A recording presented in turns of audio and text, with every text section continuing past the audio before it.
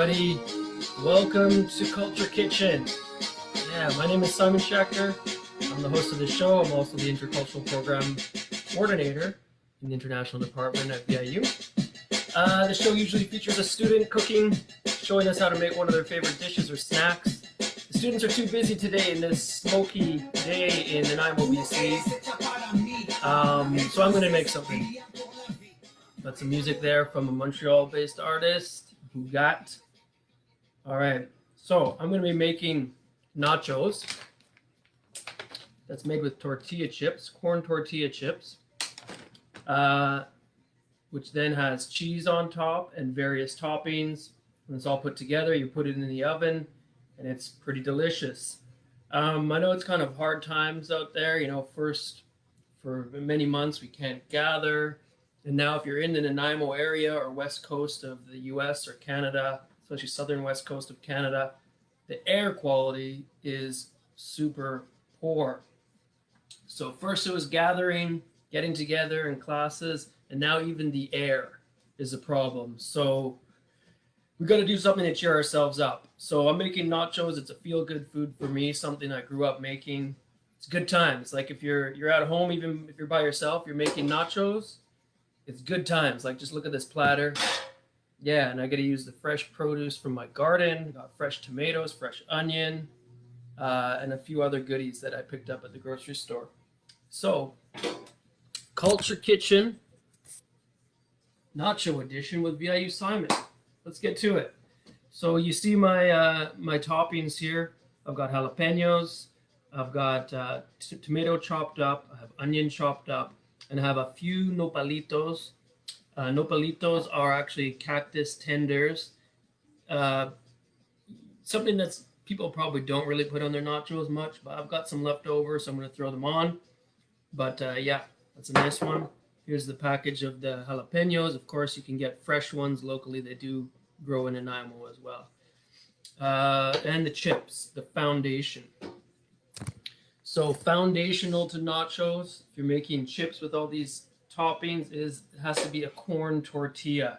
If you use a potato chip, it's going to be a totally different flavor, and I don't know, it's kind of strange to me. So corn tortillas, I went with the K-Pasa organic corn chip. I think this is closest to what you find in Mexico. And I should mention the nachos originates. There's different stories, but I think in northern Mexico or what's southern U.S., of course, much of the southern U.S. used to be Mexico. So some people might call this kind of Tex-Mex, as in Texas, Mexico food. Anyway, it's certainly been adopted and adapted in Canada. You'll see it at pubs, including our own student pub.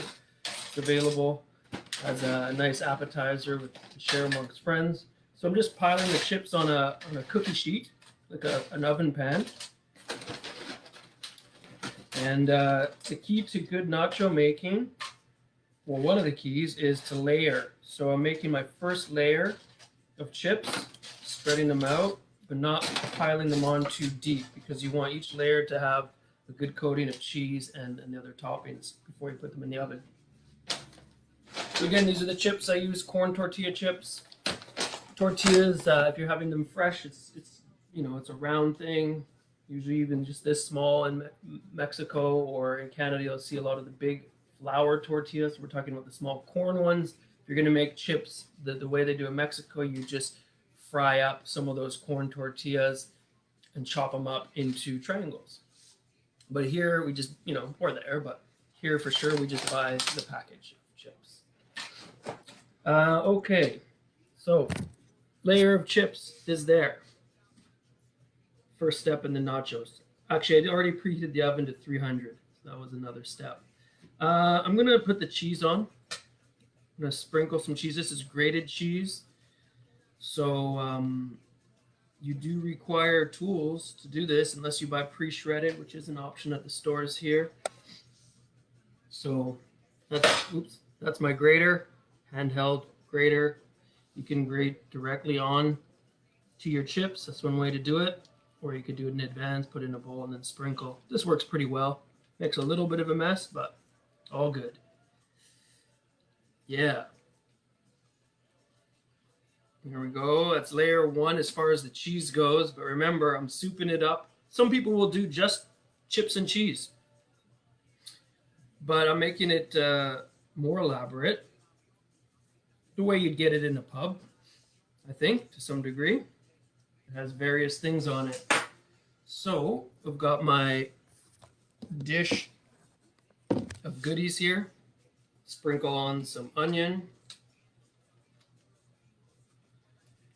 Okay. I should probably use a fork. All right. Some tomato. These are diced tomatoes, diced up. Fresh tomato from my garden. Just sprinkle it around. Try to spread it out evenly as you can. But it's not a thing of perfection. A general sprinkling, I'd call it. It's kind of weird just talking to myself. Thanks to the people who are tuned in. I see there's a few people watching live. That's great. So if you just tuned in, no students were available today, but it's okay because I do know how to make things too. I mean, I'm not making anything too difficult, and that's part of the point of this show. These are things you can try. I know for the Canadians watching, this is standard, making nachos, whatever. Most of us grew up doing it. Oh, now I'm adding jalapeno peppers, which are a little bit spicy. Sprinkle those around too. On layer one, I'll just do 2 layers because it's just me. That's plenty. A lot of times this will be more of an appetizer or something you have with a few friends. When I was a teenager, I'd always, get home from school and make a plate of nachos for me and a buddy. And we'd have jalapeno eating competitions. How many jalapeno slices can we put on one chip and keep a straight face due to the spiciness? Okay, what else I have? I have those couple nopalitos. I'll save that for the top layer.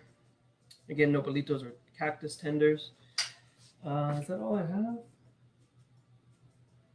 That's all I have. I don't know. You could add something else too, right?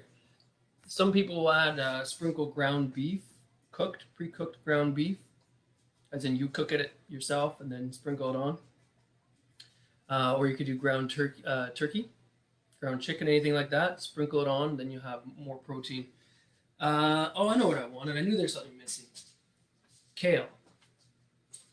Now, this is certainly an unusual ingredient for nachos, but kale is in season for a very long time around here in Vancouver Island. So kale is just a really nutritious leafy green leafy, and it's just around, right? It's in my yard. And my philosophy with food and food preparation is if you could add a little more nutrition, you should do it. And a little bit of kale, the flavor is not too strong or anything, but it does add a little bit more nutritional value. And as a responsible adult, it's a key part of cooking.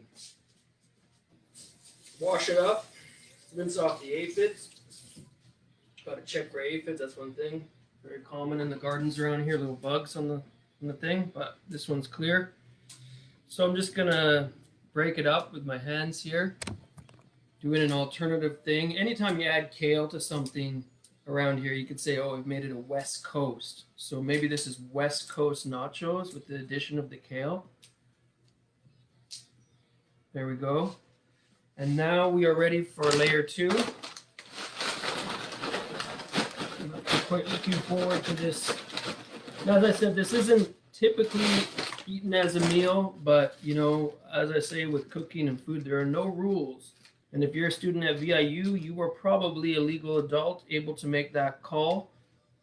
If you want to have nachos for a meal, that's up to you. And I don't think anyone would hold it against you. And like I said, if you add more things, more veggies, maybe the ground turkey meat, you're good to go. But I will definitely say this is quite typical for a lot of Canadians. Nachos, it's a way of life, and it's kind of one of those simple joys in life. Like I say, the days right now aren't that good with smoke-filled air, limited what we can do, kind of have to stay indoors. A lot of Zoom calls, Zoom classes, but I think nachos is one of those pick-me-up type of, I feel like, at least you have nachos. Whatever's going on in the world, at least you have nachos. you know, for the moment, something tasty, something kind of fun. And like, I'd be interested to know if people from other parts of the world make nachos outside of North America. I know that Canada, U.S., Mexico, it's definitely it's a thing here, right? Very common. And adding the tomatoes to the second layer. I'm gonna speed this up. You guys get the point. Adding the onions. Good times. And adding, I'll just use my hands. Make this episode quick and sweet and short. Spread those out nicely. Jalapenos. Like the city Jalapa, Veracruz, Mexico. I think that's where the jalapenos first sort of originated from, and they're named after the city of Jalapa. So those particular peppers from Jalapa became known as jalapenos. I think that's a story. And I guess a person from the city of Jalapa, if they're male, it'd be jalapeno, female jalapena. Little fun fact. All right. Here are the completed nachos, pre-oven. So they look festive, you know? What do you think of that? That's a festive looking appetizer, snack, maybe even a meal. So I'm going to go to the oven now. As I said, I preheated it to 300 degrees. Just want to melt that cheese and toast up the onions and tomatoes and stuff. So here we go, into the oven. And I don't know how long that'll take, 8 minutes or something like that. So this is sort of a interesting part of doing the show live, is that baking time happens in real time. So let's get the music up. I'm going to check out the a ver, the music here. Again, this is Bugat from Montreal. I think his folks are from Mexico. India. But I will check the Facebook feed and see if we have comments.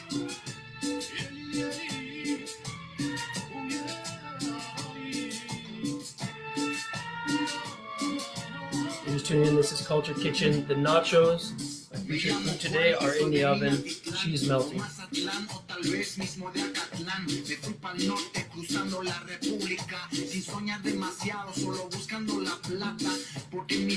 Oh, Maya, the pronunciation, jalapeno. Well, yeah, jalapeno in English, jalapeno in Spanish. That's right, because some people will say jalapeno. I've heard that before. Add some jalapenos to my sandwich, please. Yeah, the J in Spanish is like an H sound, so jalapeno or jalapeno.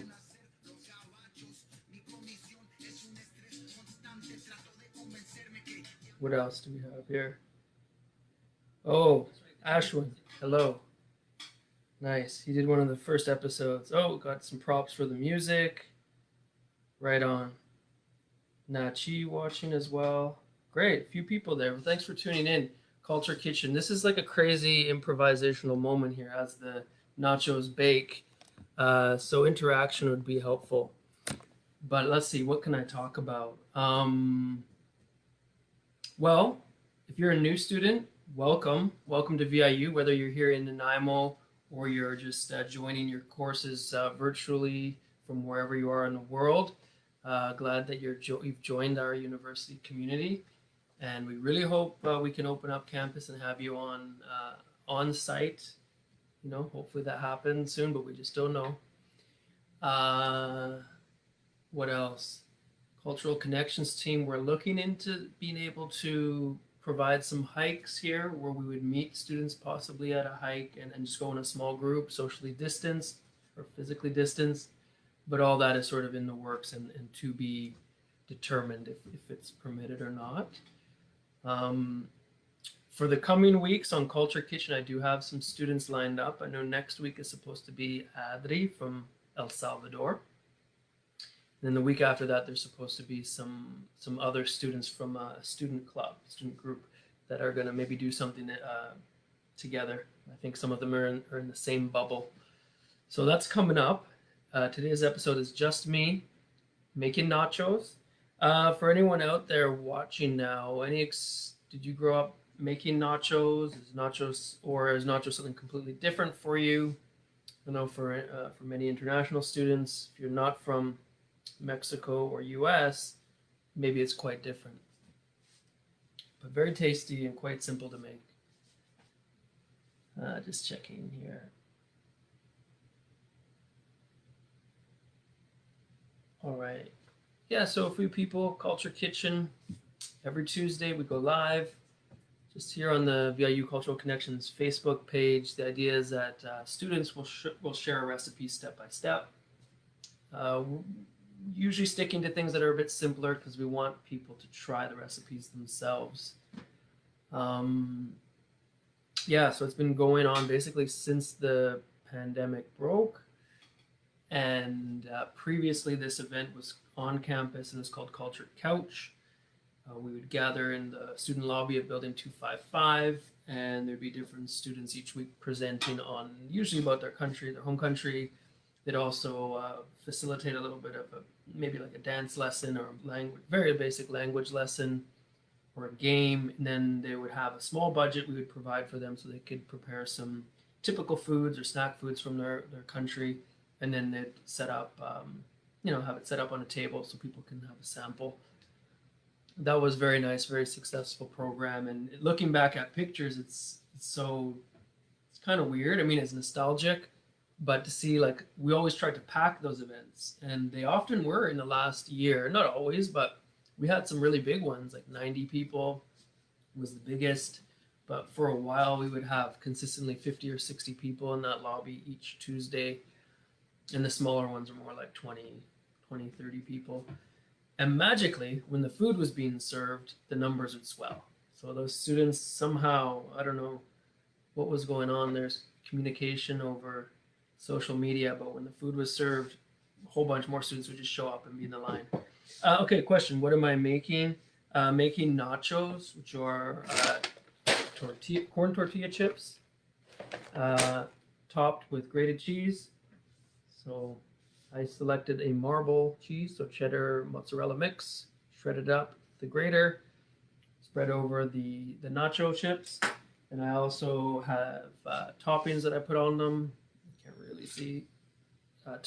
Sliced up tomato, sliced up onion, and I even put some kale on there just to add that nutrition and use something else from the garden. Yeah, and there's jalapenos. Did I say that? No, I didn't. So, and jalapenos I have from a can, but I do have a few that come from my garden too. La Costeña is a decent brand from Mexico. You can get those products at a few different locations in Nanaimo. Superstore has it. I think Fairway Market, both in the north end. What else can I say?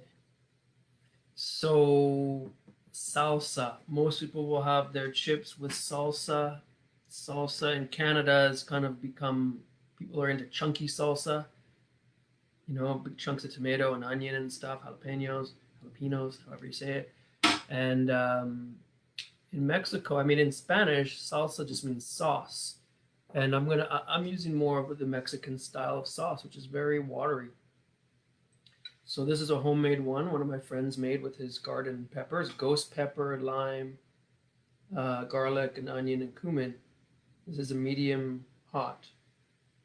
Yeah, so I'm going to be using that kind of salsa. Very watery, so it's all about your taste. And if you're doing kind of a more Canadian nacho or more Mexican nacho, I think I'm doing a hybrid between the Mexican way and the Canadian way. And adding the kale, making it West Coast. So let's check on those chips. Ooh, looking pretty good. I'm going to say it's ready enough for the purposes of this show. So, as I was saying earlier, this is kind of you'll feel good. This is a feel-good food. Even the look of it with all those different colors, it looks festive. So these are my nachos, and I'm gonna try it. I'm gonna put the music on and do the sample. kind of a tradition here at Culture Kitchen. And let's get back to Bougat. Oh, Marcelo is wondering, am I wrapping it up? I am. I did this one. This is a pretty quick episode. I just threw together some nachos. Okay.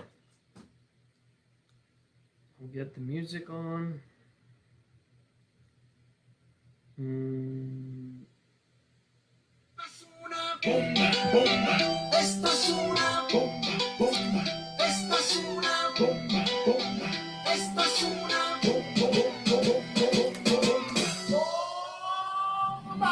Ella es una tentada a todo lo feo.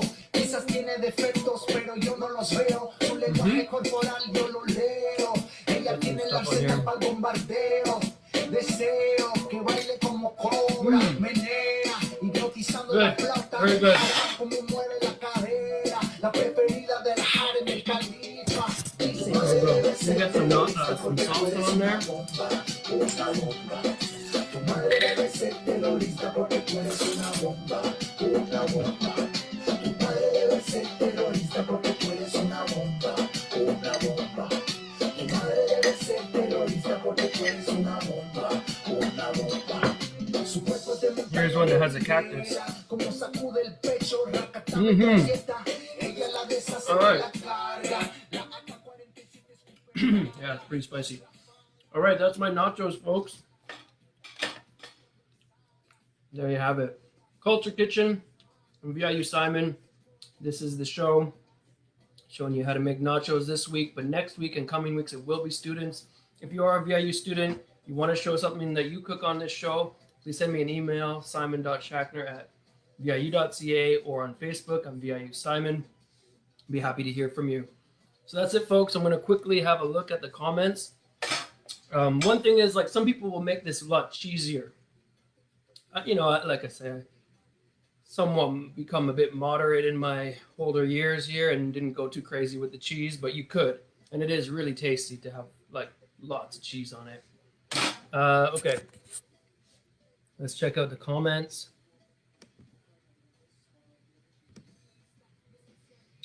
All right. Do a dance. Oh, my goodness. Yeah, that was when I was killing time. Easy and quick to make. Yes, Harjit, that's right. Exactly. Oh, David watching as well. Hey, David. Yeah, exactly. It's pretty quick. It's easy. And we've got the music. So enjoy your cooking. Cook with music. Enjoy the food. Happy Tuesday, everybody. And, you know, try to make the best of being indoors because that's all we can do. Make yourself a good meal, whether it's nachos or something else. This has been Culture Kitchen, folks. Until next time, keep checking VIU Cultural Connections. And thank you for watching.